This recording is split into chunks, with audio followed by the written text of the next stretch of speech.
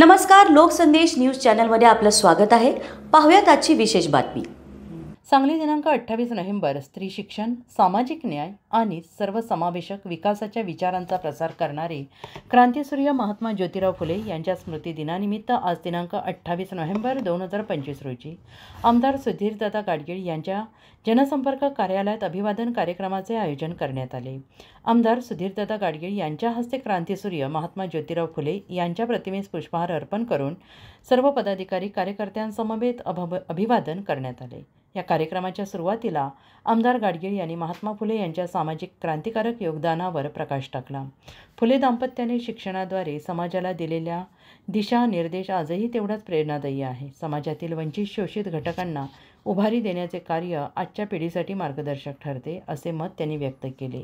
महात्मा फुले यांच्या सामाजिक सुधारणा, सत्यशोधक चळवळ, स्त्री शिक्षणास दिलेले प्राधान्य आणि जातीभेद निर्मूलनासाठी केलेल्या कार्याचा गौरव या कार्यक्रमात करण्यात आला।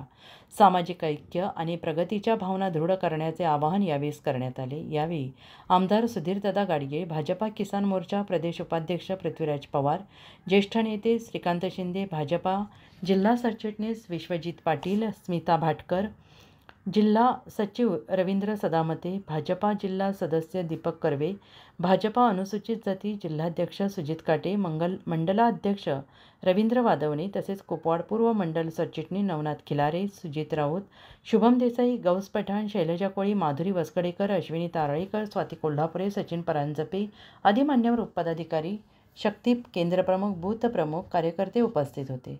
सर्व पदाधिकारी, शक्ती केंद्रप्रमुख, बूथ प्रमुख आणि कार्यकर्त्यांनी उपस्थित राहून महात्मा फुले यांच्या कार्याला अभिवादन केले।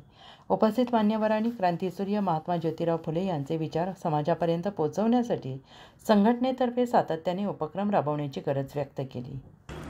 अशाच विशेष घडामोडींसाठी आमच्या YouTube चॅनलला सबस्क्राइब करा, फेसबुक पेजला लाईक करा आणि इन्स्टाला फॉलो करा।